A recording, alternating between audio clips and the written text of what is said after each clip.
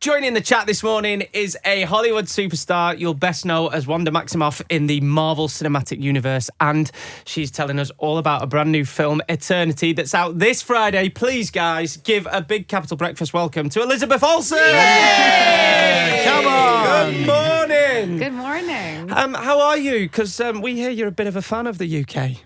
I am a big fan of the UK. I mean, I wish I weren't here for just 3 nights. I wish I were here for the rest of the holiday season. But I do love getting to work here, and I've been very lucky to work here for long periods of time. I was here earlier this year working and living by the Heath, and it was very romantic. Really? Yeah. I mean, what's nicer than the Heath? You could walk through it at nighttime with a flashlight or torch. I reckon that'd be very surreal for the other sort of dog walkers on the Heath. But you bump into all sorts of people there, don't you? You do. It's like a movie. Yeah. That's how me and Chris met. Yeah. It's true story. We'll do that another time. So you're here to talk about the new movie Eternity, which we'll get into because I think it's such a clever concept, and there's a lot of it's emotional, it's a roller coaster. But what was interesting when we did a bit of digging is it makes you think about where you would want to spend your life for the rest of your time. And when you were younger, did you have a bit of an obsession with living on the English coast? I had an obsession with being lucky enough to be an old woman because I wasn't around I didn't have a lot of my grandparents. I only had one, and I didn't know a lot of older people. And so I had this idealized version of being, and I don't even know exactly why I started thinking about English coastal areas, but I had this dream of being old and alone, and alone being the key word, which is strange to fantasize about. Sick of everyone already at like 9 years old. Yeah. And I wanted to live in just a cottage and have like a small town I could walk to. And I don't know, I would talk to my high school boyfriend about it. And he thought it was so strange that I wanted to be old so badly. And he's like, what about all the things that lead up to it? And I just thought how lucky it would be to have all these experiences to talk about and share with other people.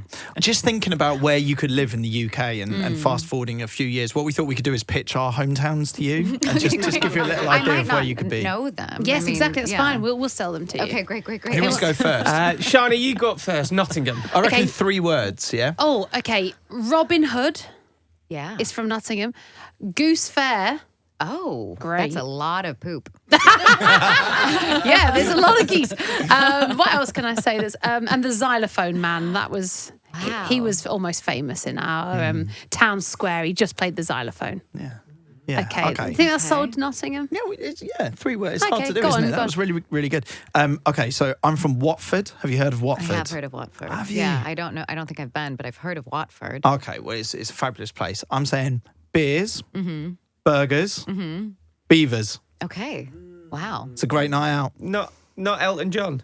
That's why I've heard of it then. Yeah, Elton Yes, John's it is. from He's I mean, I from could Watford, have yes. thrown Okay. Elton John your way as well, but you know, I've got to show you the real Watford. You're not going to meet Elton John. Sure. The Beavers. Well, you probably. Okay, my hometown is Burnley. Chips, pies, and gravy. Wow, really just food. It's the best way. It's cheap beer as well. Cheap beer, chips, pies, and gravy. Can I do? So of the 3, have any of us swayed you? I think Nottingham is There you It go. sounded like it had quite a bit of diversity. Thank you. Yes, a lot going on. Right, we need to talk about your new film, Eternity. It's based in the afterlife, and your character, Joan, has to make the ultimate decision. Tell everybody about it, because we think it's such a good idea.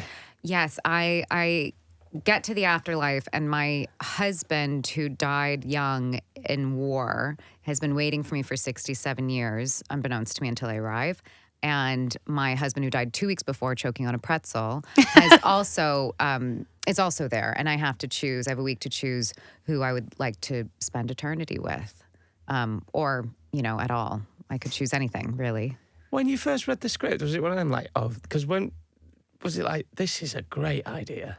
Yeah, I thought the concept was something my mother could have shown me as a little girl. Like, it was something that I felt like would have suited so many different generations of filmmakers and different, like, it has this screwball comedy element. So it has this old school humor to it, but the actual dialogue and even the concept of what this eternity looks like, I feel like is very contemporary and reflective of culture today.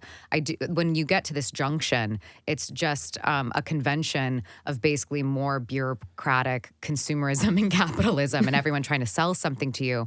And I do think, as a culture, that is what we've become. We're just trying to sell the most idealized version of anything to everyone at all times, and to think that when you die that you go and you have this revelatory spiritual experience, and it's actually just more sell and consumerism as the backdrop to show this contrast of a very simple and ordinary love story between two people. I found that to be funny but also meaningful, and so that I loved reading this script. You're right in that way. It's like an age-old story, and there's always been that dilemma of what would happen if the person that went off to war that you thought had died actually hadn't. That's been a story that you've seen before, and so it makes it quite wholesome. It's a wholesome comedy with a real, almost Black Mirror edge to it. And actually, in the movie, if you think about who you're deciding with, I mean, this would be sort of every girl's nightmare to choose: Callum Turner or Miles Teller. How'd you pick? How are you going to pick out of them two? Were they both great to work with? Lovely, yeah, and even. We've had almost even a better time doing press together. They're such sweet, good guys who are also very funny. And we rib each other doing press. We were ribbing each other filming. It was very playful. We all felt like we could kind of look like idiots around one another, and that really feels nice when you're doing a comedy. It was a great group of people. Obviously, as you can imagine, the Marvel fans have been on the text. They knew you were coming in, very excited. Harriet said she's a huge fan. When will you be returning to the MCU as Wanda, aka the Scarlet Witch? Please tell us it's happening soon. I have no answers. Oh, I this know. is the thing. Marvel, it's lock and key.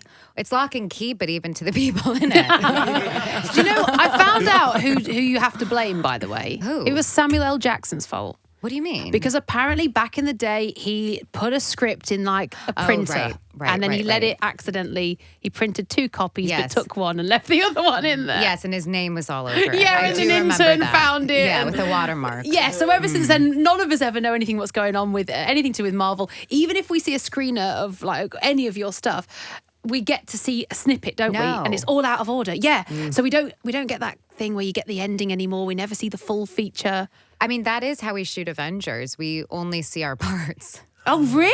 Yeah. And what? So even you can't accidentally leak? I'm allowed to read it in an office, but I can't receive a full script either digitally or through a password or a hard copy. And so I only get what I'm in so I can prepare that. And then when I show up on the day, they'll explain to me verbally what is happening in the context of the film. And that is how we shoot Avengers films. That sounds like a mess. Tell me it was a lot easier for Eternity. Yeah, I got the whole script. Good. What a treat. Lucky girl. Good. You've got to watch it. Eternity is out in cinemas this Friday. Give it up one more time for Elizabeth Olsen. Yeah, what a legend.